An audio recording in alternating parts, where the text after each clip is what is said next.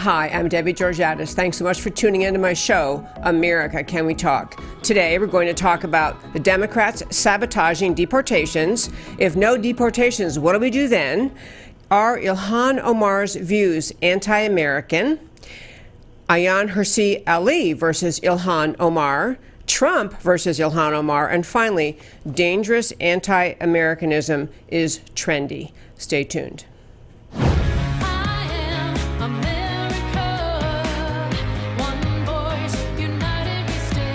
Debbie Georgatos, host of America Can We Talk, is an author, attorney, and political analyst whose mission is to inspire the American political conversation about preserving liberty in the best country on earth.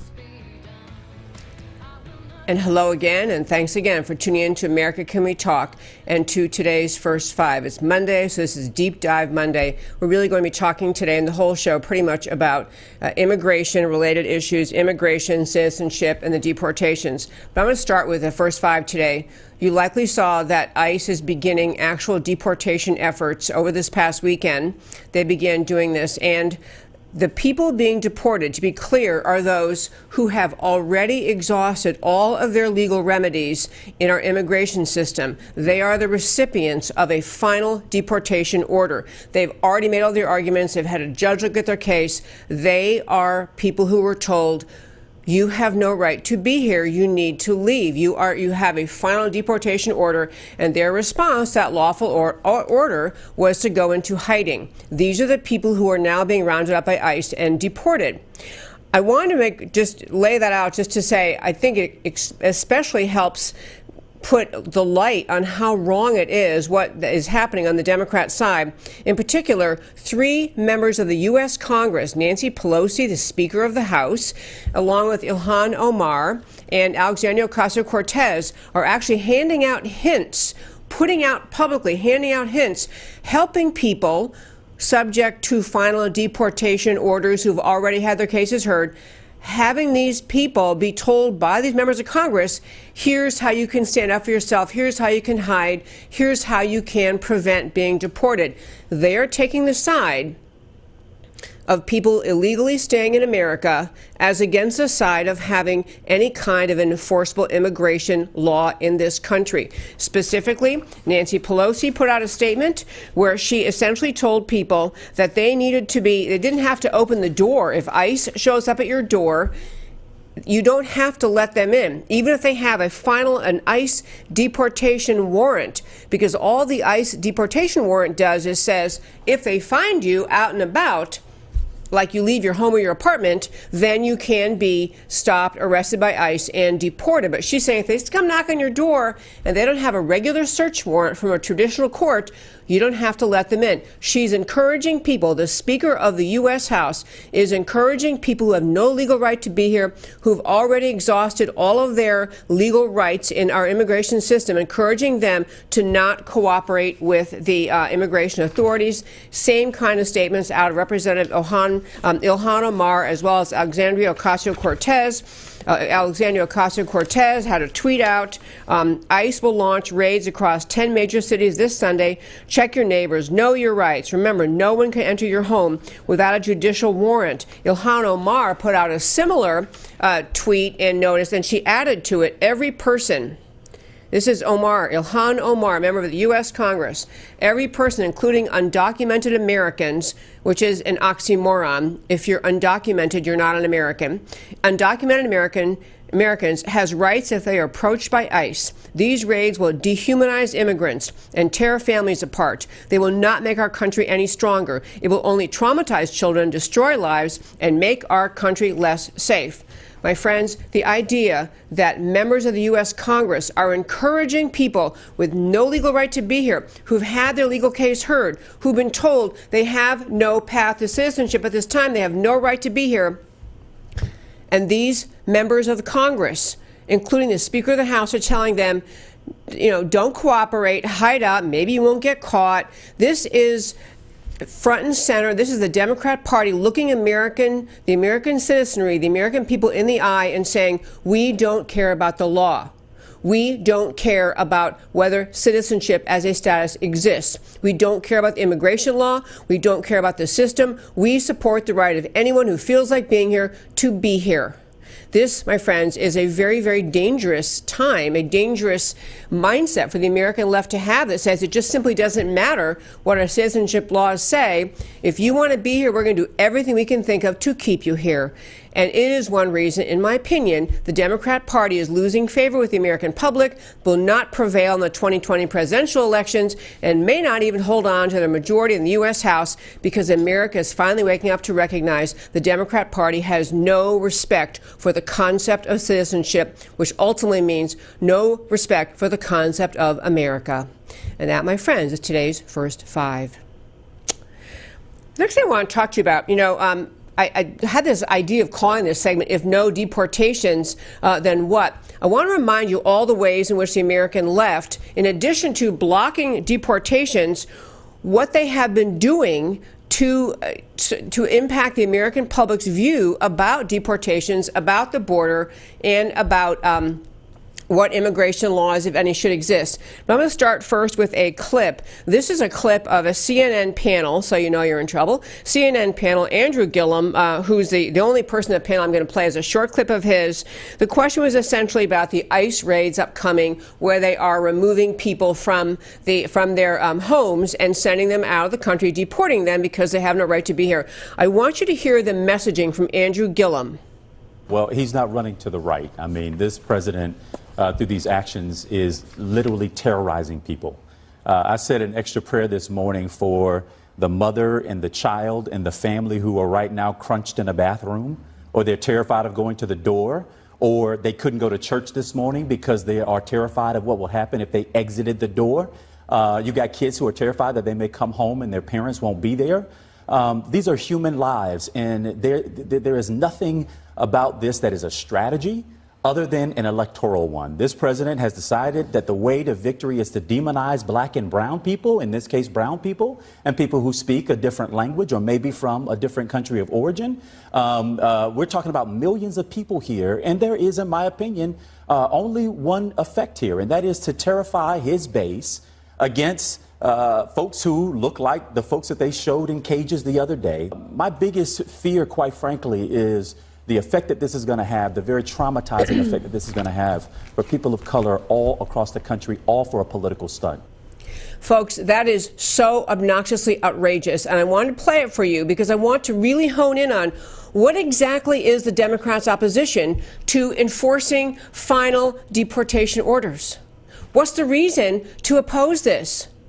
It is like opposing somebody finally going to jail after they've been through, having gone through grand jury, they getting a charge, going to a jury trial, being found guilty, appealing their case all the way as high to the highest court they can get it to, getting a final order from the system. Yes, you actually are guilty of bank robbery or whatever, and so now you have to go to jail, and they're acting like it is a racist step for the person to finally be picked up and placed in jail, or in this case, someone who has exhausted all of their remedies in our deportation or immigration system. They have a final deportation order, and he's trying to tell America, this guy, Andrew Gillum, if you don't recognize his name, he was one of the Democrat candidates, the Democrat candidate for Florida's governor last time. Huge, very close ties with the very radical left, very socialist left, endorsed by socialists all over this country, by the whatever they're called, the Democrat Socialists of America. He tried to, dance around and pretend, and that's not really me. He's a radical leftist, and he's trying to tell America that the reason Trump is engaging in actual removal of people with no legal right to be here is because he's trying to scare people, to terrorize people who, by the way, got a deportation order and decided to hide out in America instead of leave. And he's also trying to incite people of color to believe that the only reason the president possibly has to begin the actual deportation process is because he's trying to stir up the GOP base against people of color. It is an outrageous, unjustified, obnoxious accusation. Just could not be more low, just beneath the dignity, doesn't even belong in the American political conversation. But this is how low the Democrats will go. This is how low. To claim that if you actually impose deportation orders and then remove people that you must be a villainous racist with intentions to stir up racial hatred in this country. And keep in mind, this is the same party, to be really clear, the party that won't fund the wall, that complains about the existence of any detention center, that makes up lie after lie after lie after lie about the detention centers, even when they're confronted with the truth, when pictures are out, when the Hispanic Sheriff's Association tours the detention facilities and say these things aren't true, when all sorts of public figures tour the facilities. They keep telling America the Democrats are making this stuff up, and they keep it up. The American left has no interest in having a clear line between citizenship and non-citizenship. They have no interest in getting to the point where we actually have our immigration system back under control, that everyone in this country is either a citizen or has some legal right to be here. This is why I say it's a very dangerous time. They do not care about the concept of citizenship. They do not care about the idea that we have laws in place, that these people got their process, got their due process, went through the system, and they're just basically saying anyone who is here ought to get to stay, and anyone who tries to make them leave because they have no legal right to be here must be a villainous racist. And the other two interesting last points on this with how the Democrats are dealing with the whole deportation process. One is the restaurants around America have been, all these restaurant associations, the California Restaurant Association, the Illinois, a bunch of other ones, sending out notices to their restaurants to in turn have the restaurants asking the restaurants to tell their employees, by the way, these ICE raids are coming. They're going to do deportation, and telling again these people, here's how to hide, here's how to avoid it, here's what you can do if you don't really want, if they knock on your door, you don't have to let them in. This is a very concerted effort, and it really shines a light on how serious and consequential this actual effort to clean up our immigration system, to figure out again in America who has legal right to be here and who's living here with no legal right to be here. Actual restaurant associations, business owners are so used to employing illegal aliens, probably not paying them sufficiently, but legally, but employing illegal aliens, that their reaction to, the government's going to actually enforce immigration law, is to quick try to warn all of their restaurants around the country to give a warning and turn to their employees, here's how to hide out, here's how to avoid it. It is going to be a very big adjustment to the immigration system in our country, to our employment structure, to have America again get back on track with just having a basic lawful sense of who is entitled to be here or not. One last point on this. ICE's reaction, one of the things they did recently, I think it was actually about 3 or 4 weeks ago, ICE put out a list, a detailed, descriptive list of the kinds of crimes committed by illegal aliens who were in the custody of some law enforcement entity in sanctuary cities and sanctuary states, but because the sanctuary city, sanctuary state, the police, the sheriff's department did not cooperate with ICE, did not turn the people over to ICE, the people were released back into the community, and they put out a list, name, date, and then crimes committed by these people who could have been turned over to the custody of ICE, deported from our country. Instead, these do-good left-wing jurisdictions in this country protected the illegal aliens, and they went out indeed, and the list of crimes are so heinous and so despicable and so disgusting. I was going to run through a list of them, but actually I'll just summarize by saying we're talking about dismemberment murders.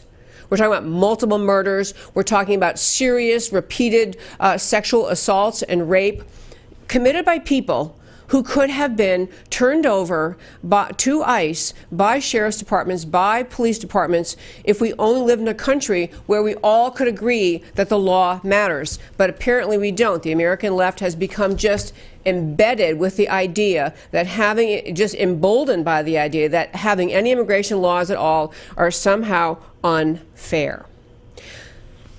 And the next topic I want to turn to today, there was a lot of ongoing today even, kerfuffle, battle between Representative Ilhan Omar and various people. And so I want to start with Representative Ilhan Omar. As you likely know her name, she is the Democrat Democrat elected member of U.S. Congress from Minnesota. She is a Somalian Muslim refugee. She is the first person to wear the Islamic headdress in Congress. She's the first woman Muslim who's been a member of Congress. And so she has been controversial since she arrived, not because necessarily because of her skin color, not because of her ethnicity, and not even really because of her religion. She has been in the headlines, in the news, because of the kinds of things she says. And I'm setting up, we're going to get around to talking today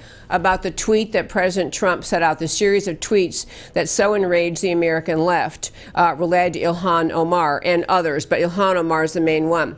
But I want to start with just talking with you about Ilhan Omar and the kinds of things that she has said to make the argument that we need to begin to be able in this country to go beyond discussing, well, Democrats think this, Republicans think this, liberals think this, conservatives think this, left wing, right wing. We need to begin to be able to discuss the concept of what it means to be American, what it means to stand up for American values, and then what it means if you are opposed to those values. Is it fair to call you anti-American or un-American? Because in my view, the views that Ilhan Omar embraces, holds, spews forth relentlessly are simply un-American. And it's really important to understand she's not just a left-winger who believes in bigger government, although she is very clearly Marxist-leaning. If you watched my show a few weeks ago, we had a clip from a congressional hearing in which a pastor was testifying about the notion that a woman pastor was testifying about the notion that she thought that the U.S. government should, how she thought they should allocate government resources in terms of welfare or assistance to cities and low-income people. And she was basically saying that it's better to, to encourage people to become self-reliant, self-sufficient. She told her life story. And Ilhan Omar, in the most brazen, ugly, vicious attack imaginable, launched into this pastor, mocking her, a woman pastor who happened to be black also, mocking her for choosing life when she faced an unplanned pregnancy, mocking her for her self-reliance, mocking her for making a success out of herself, and mocking her for suggesting that maybe we don't do such a great service to people, allowing them to live in perpetual reliance on government. Ilhan Omar, at the core, is a very left-wing, I'd call her a socialist or even a Marxist. She's got that what ongoing, growing blending in this country between Marxist thinking and Islamic thinking. But I digress. Back to her. Ilhan Omar, I want to just play, to start with, a clip. This is a clip from Ilhan Omar when she spoke at a I can't remember what kind of thing it was. She spoke at a event. Let me go ahead. It does matter. She spoke at Netroots, very left-wing, very radical group. Here's Ilhan Omar speaking recently on a panel at Netroots Nation. Something that I get criticized for all the time. It's not what you think, so don't don't gasp.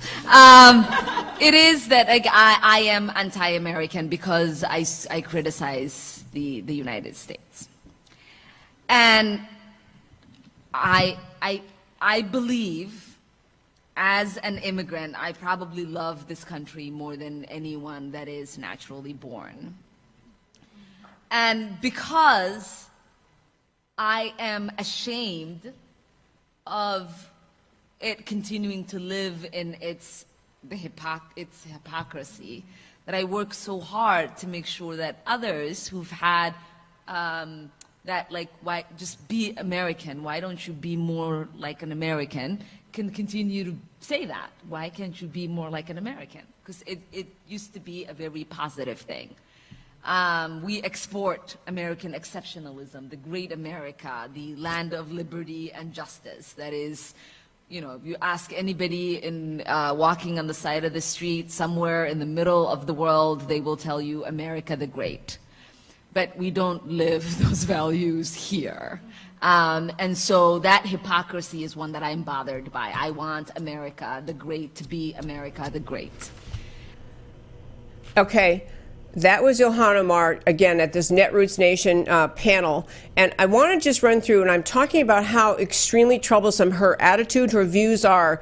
I'm going to run through just one very minor thing, which the idea that she thinks she loves America more than people who are naturally born here is so brazenly just absurd and self-important and self-aggrandizing and morally superior and virtue signaling. She doesn't even understand America, which we're going to get to in a moment. But this idea, this is Ilhan Omar, who's made numerous anti-Semitic statements over and over and over and over. She hates the Jewish people. She hates Israel. She makes obnoxious comments all the time. Once in a while, she's been forced to backpedal and quasi-apologize, but usually she'll even tag on to one of her apologies something along the lines that she's being picked on because she happens to be a Muslim immigrant, and she gets a special and unfair scrutiny for the kinds of things she says. But she's stridently anti-Semitic, stridently anti-Jewish, stridently anti-Israel. She also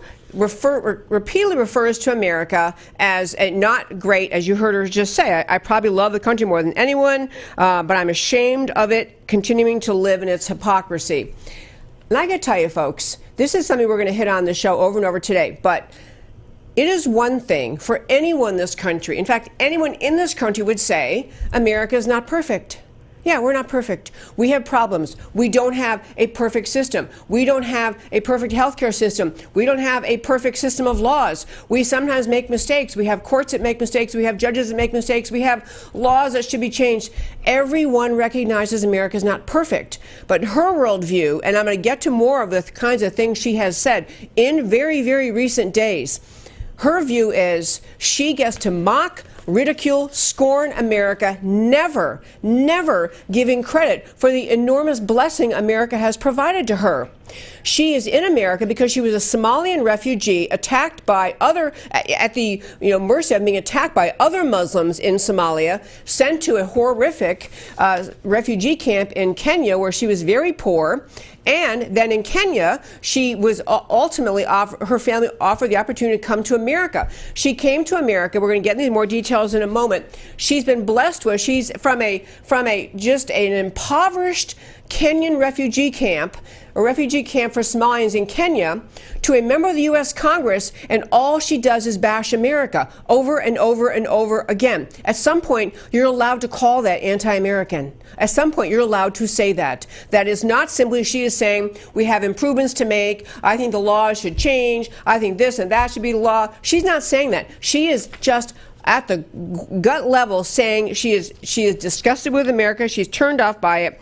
And she even said it used to be a great thing, but it's not a positive thing anymore to be called an American because Americans don't live their values. Let me just tell you a little bit about the kinds of things she said, because this all matters when we get around to understanding the core, what was behind what President Trump knew about her at the time he tweeted things which have been, criticized heavily in the media. But let me just go back to her story.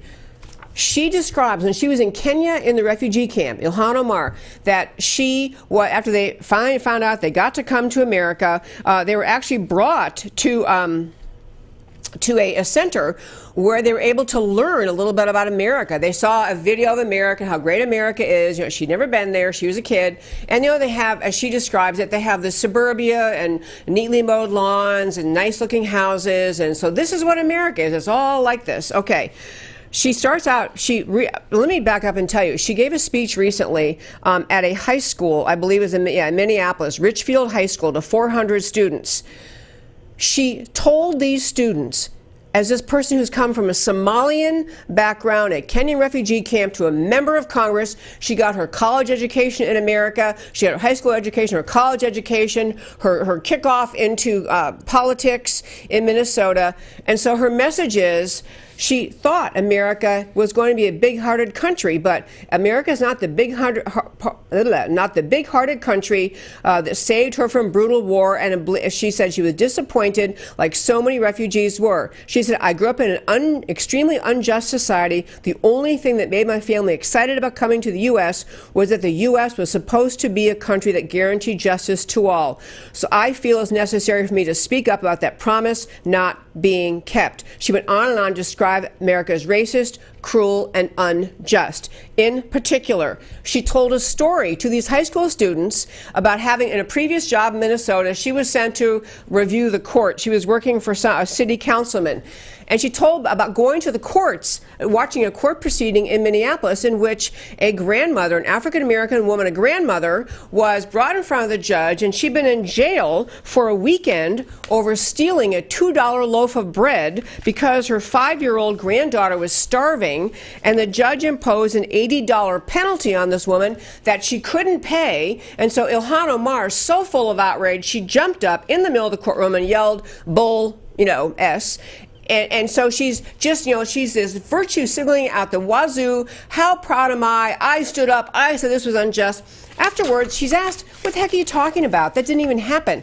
In Minneapolis, the only thing that happens to people who are shoplifters, they're sent to a 3-hour class. She ended up saying, I might have not gotten the story right. The details might not have been all matched, but that's what I remember. She made up a story about the injustice, and it would be an absurd injustice. If it were true, it had nothing to do with reality. But this is the kind of thing she does over and over and over. You're entitled to be outraged about that. You're entitled to say, this woman is anti-American. She's trying to plant the seeds of hating America in the minds of these high school students she was speaking to. Okay, so back to her eventual venturing to the United States. She goes to watch this movie in Nairobi about how great America is. She sees pristine suburbs, perfect lawns, blah, blah. And then she gets here and she discovers that, they got to America, and she said, I learned I was the extreme other. I was black, I was Muslim. I also learned I was extremely poor. So she's, instead of recognizing she had the opportunity to come to America and be embraced in America. They live in New York City for a while. They moved to this community in Minneapolis because it's heavily Muslim, and I guess they thought they feel more at home there. But she's complaining about how she's treated because she's black, she's Muslim, and she's poor. Instead of recognizing she got the opportunity to go to school, to get her degree, to finish high school, finish college. So she went on and on complaining about this. She had her first child age 20, got her degree, kept moving forward. But her complaints go on with things about her life, such as and these are the kinds of things when I tell you that she says anti-American things, it's okay to see her this way. In March of this year, at a banquet for the Council on American Islamic Relations, CARE, and again, I'll remind you, go back through these shows, videos, you can find videos, we've talked about this. CARE, the Council on American Islamic Relations, is Hamas. CARE is Hamas in America. CARE is not, as this article describes, a Muslim civil rights group. It is directly tied to Muslim terror. That's what CARE is. It's a cover. It's a front for Hamas. So she's speaking at CARE. She described the September 11th attack as CARE was founded after 9/11, which wasn't even true, because they recognized that some people did something. That's her description of 9/11. And so this was the one Trump kind of said, wait a minute, that's more than some people did something. That's a pretty big thing they did. So she finishes her speech complaining about the horrible injustice that Muslims receive in this country and tells this group, this CARE audience, raise hell, make people uncomfortable. She actually, in May, she had allies held a rally on her behalf in front of the U.S. Capitol.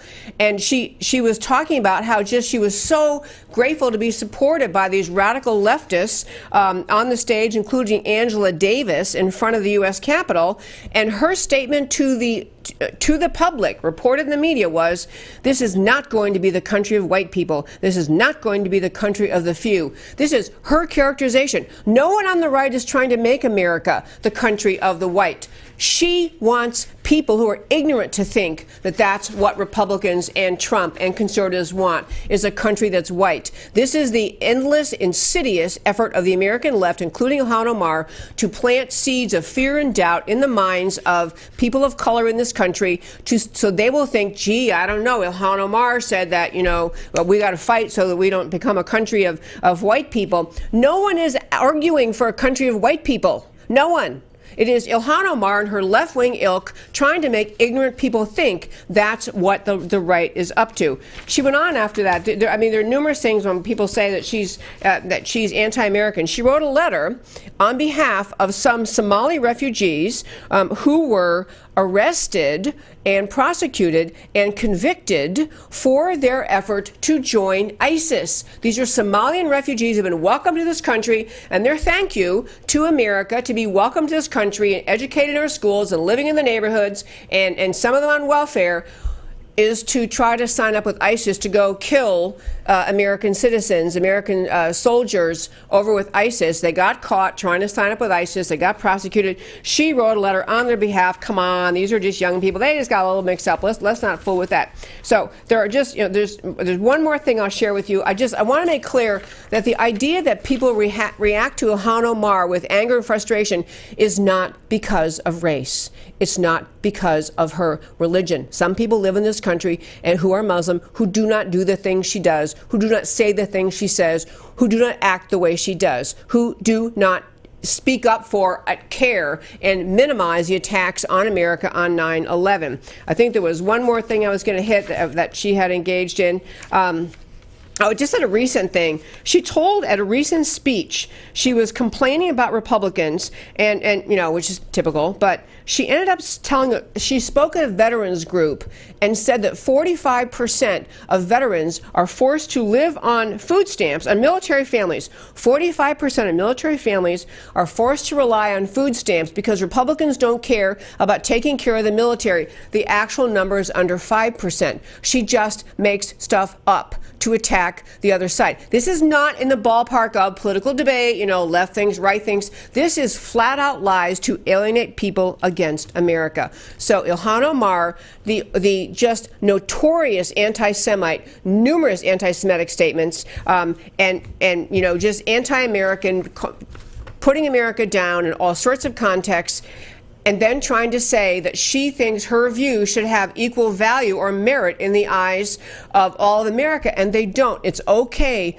to listen to her words and recognize she does not support the America that we all love, which has nothing to do with skin color. She doesn't support it. And another kind of related point on this about Ilhan Omar, what she thinks and how she thinks about America, has to do with there was a beautiful, great piece written by Ayaan Hirsi Ali. And if you don't know that name, Ayaan Hirsi Ali is a former, she's a black woman. She grew up in Somalia. She's a Somalian native. She's a former Muslim. And Ayaan Hirsi Ali wrote a piece in the Wall Street Journal about Ilhan Omar. You can find it on our website, americacanwetalk.org. There's a link to it on our website. But let me just tell you what Ilhan Omar what Ayaan Hirsi Ali had to say about Ilhan Omar. The first and most important point that Ayaan Hirsi Ali made in countless ways in this editorial in the Wall Street Journal is that Islam at its core is profoundly anti-Semitic. It is written into the core of Islam. It's written into the Quran. It is attributed to the Prophet Muhammad, the founder who can say no wrong and do no wrong in Islam. Hating Jewish people, being anti-Semitic, is written into the founding of Islam. And that was one of the points that Ayaan Hirsi Ali made over and over and over and over, is what happens when you grow up in Somalia. You learn this. You learn this from your parents. You learn this from your community. You learn this as you go through school. And this piece is just filled with real-life examples. By the way, what Ayaan Hirsi Ali titled this piece is, "Can Ilhan Omar Overcome Her Prejudice?" She's validating the point that when we say Ilhan Omar is anti-Semitic, Ayaan Hirsi Ali is basically saying, of course she's anti-Semitic. She's a true believing Muslim, especially one having grown up in Somalia. Of course she is. It is in the core of Islam. And she gave example after example. It's a brilliant piece. And it's really important to understand when people could sit back and say, well, why would anyone, why in particular would Ilhan Omar be anti-Semitic? That doesn't make any sense. Is she being unfairly accused? Are people being overly dramatic? And she's saying, no, not at all. And I raise this, and what the bottom line point of Ayaan Hirsi Ali's writing is, you can be, and to back up on Ayaan Hirsi Ali, she is no longer Muslim. She had to unlearn her anti-Semitism. She said it's so rooted in Islam, she had to unlearn it. She's spoken at places where she's told Jewish audiences, I was taught to hate you. I had to unlearn. I had to go past that and unlearn it. So this is where we are now. Ilhan Omar is being exposed by one of the most widely respected. I'll tell you, Ayaan Hirsi is just a widely respected, loved, embraced. She's a great author. She's written many, many books trying to explain to America the Islamic teachings that are threatening America's future. So, you know, when people try to say, well, Trump or Republicans are picking on Representative Ilhan Omar because she's black, no, that's a lie. People don't like what Ilhan Omar believes. Her just, you know, her anti-Semitism, her just mocking of America, they're tired of it. And when you recognize the great respect so many Americans, conservatives especially, have for Ayaan Hirsi, you understand it's not about race, it's about what Ilhan Omar believes. Okay, I'm going to try to hit one more thing. Trump got himself in trouble with some people with his tweets about Ilhan Omar. He was basically tweeting out just saying, and you know, in Trump-esque fashion, he on his tweet said something. Essentially, he said, you know, why aren't these people who hate America so much, like Ilhan Omar, if they hate America so much and they come from these horrible countries, why don't they go back there and fix those countries? Then they can come here and tell us how to run ours. And it's a really interesting thing because Ilhan Omar goes out of her way to call herself Trump's worst enemy. She likes that label. She has it on an embroidered, tapestry hanging on the wall of her office. Is that basically something along the line, I am Trump's worst enemy. She wants to bait Trump. She's trying to do that. So Trump has him tweet out basically all that Ilhan Omar says. He basically said, if you're that unhappy and you hate America this much, why don't you go back to the country you came from? And the left had to get all hysterical. How could you say that's the most outrageous thing? They're all wound up.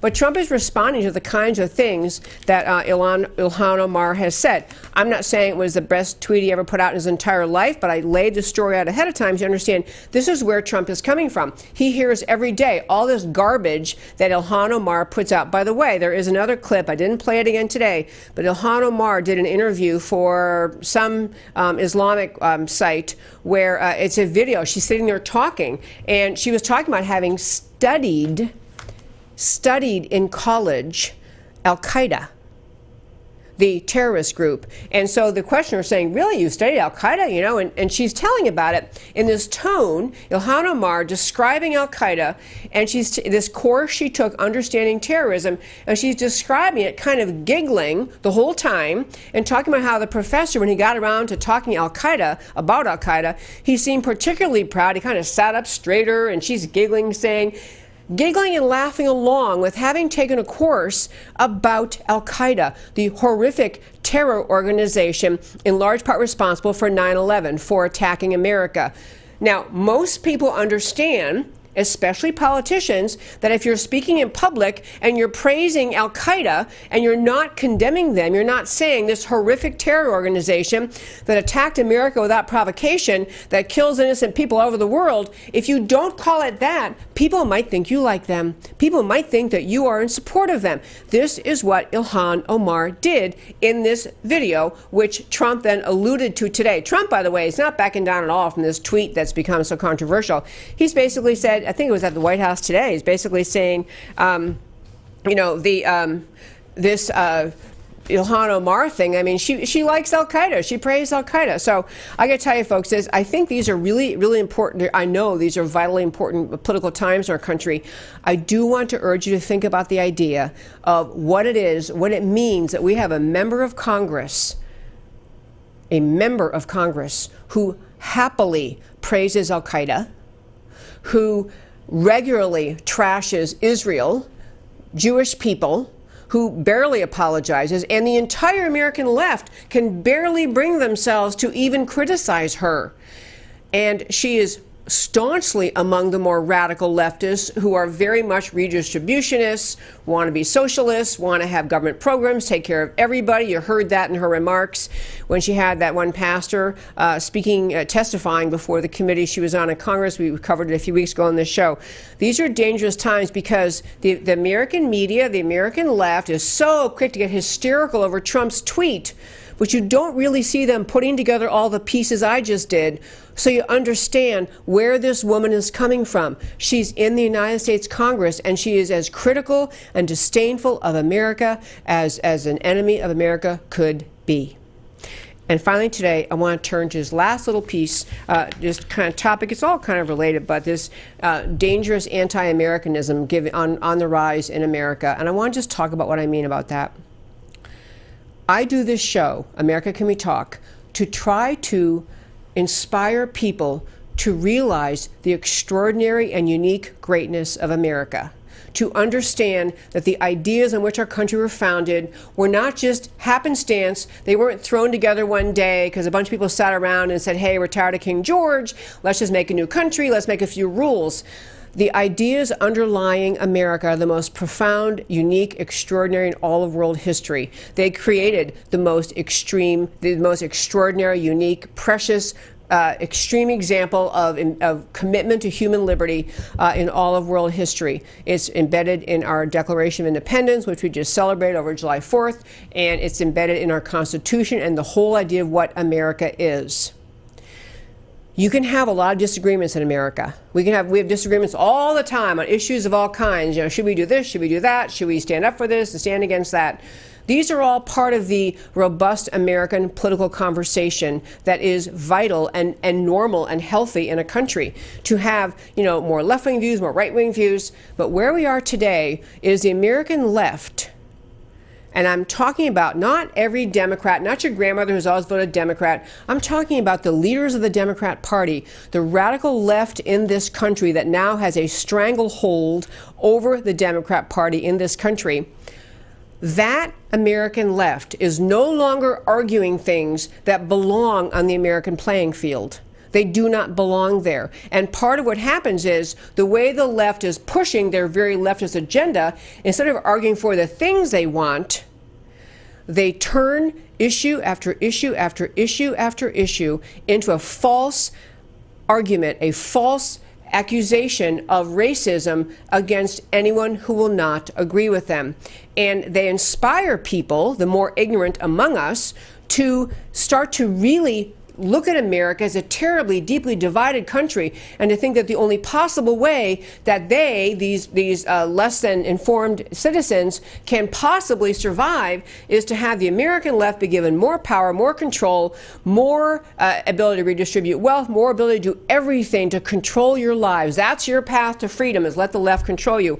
But they really inspired a very serious, significant, and unhealthy normalization of the idea of hating America. The left has it's a combination of people astonishingly ungrateful for the goodness of America, unwilling to talk about issues and say, I believe this policy, not that, should be the law, instead just to say, I'm angry because X happened or X didn't happen, and I hate America. And the examples are many. We have this Megan Rapinoe, the soccer team person. I don't know if she's a captain or not, but the U.S. soccer team, so proud to hate America. She says, I hate America. And by the way, one of the Democrat presidential candidates, Jay Inslee, I think he's the governor of Washington, he actually said she'd be a good Secretary of State.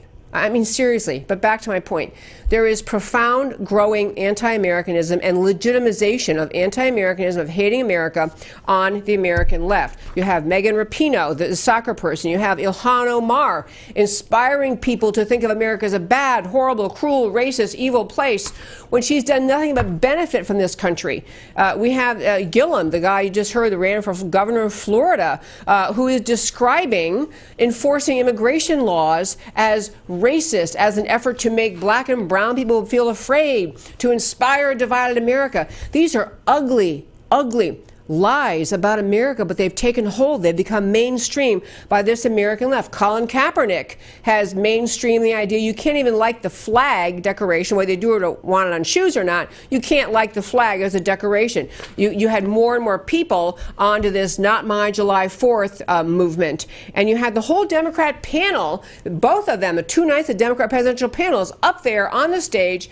And most of what you heard was just hysterical criticism of America. They are proud to be inspiring in the American people disdain for our country. That is what the left lives on. Irrational criticisms, demands for instant fixes to every problem, and a planting of the seed that says that you're supposed to hate America if you're really enlightened. And that, my friends, is my show for today. I'm going to turn in just a moment to the Why It Matters to You part of my show, but I really want to encourage you to think about something I'll be talking about a lot on the show, and that is what it does really mean to be American.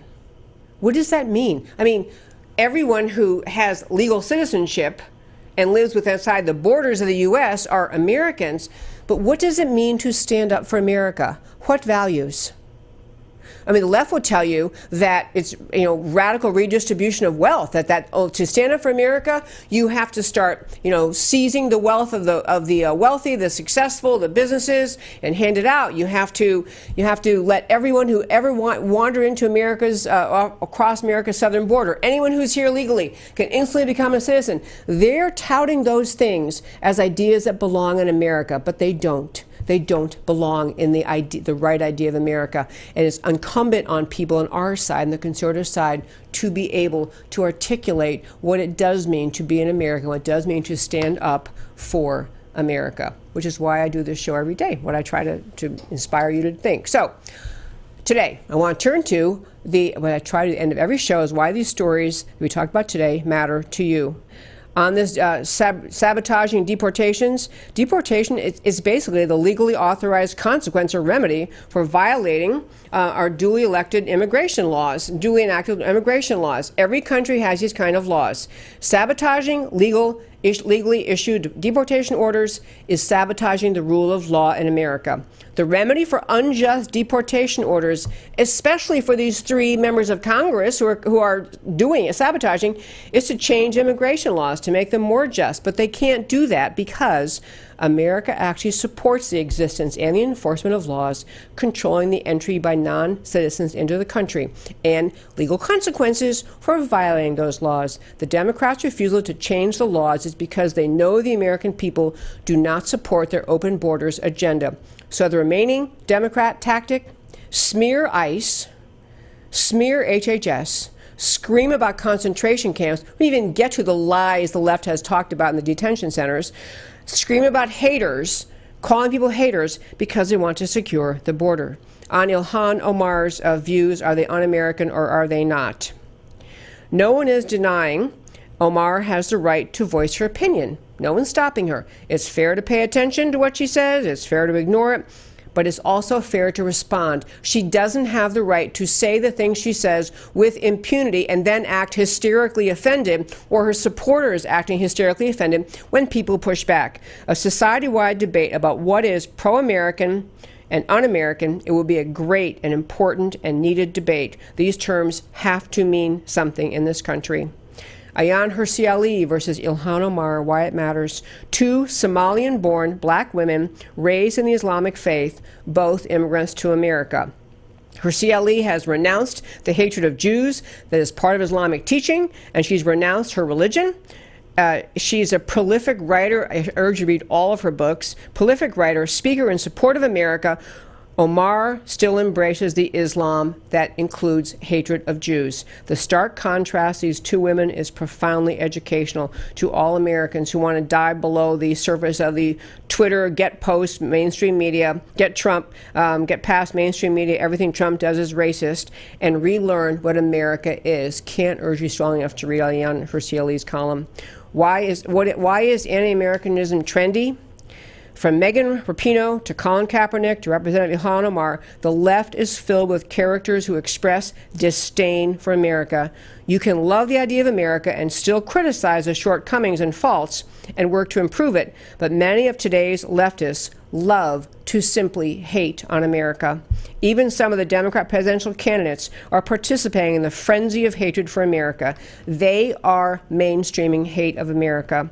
This calls for conservatives and patriots to re-engage on the claiming what America is and what it's supposed to be. And that, my friends, is America Can We Talk for today. Please tune in every Monday through Thursday, 3 p.m. Central Time, right here on America Can We Talk. You can email me at americacanwetalk@gmail.com. I love talking to listeners. Love your comments on Facebook and on YouTube. I'd love to have you, if you like our Facebook page, I appreciate that. Subscribe on YouTube. Follow me on Twitter at Debbie Can We Talk. And I'll talk to you tomorrow about why I matter, about standing up for America, and why I do this show every day is because America matters. Talk to you tomorrow.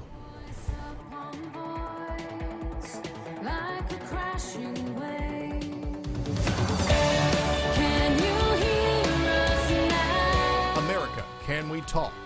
Truth about America. Can you hear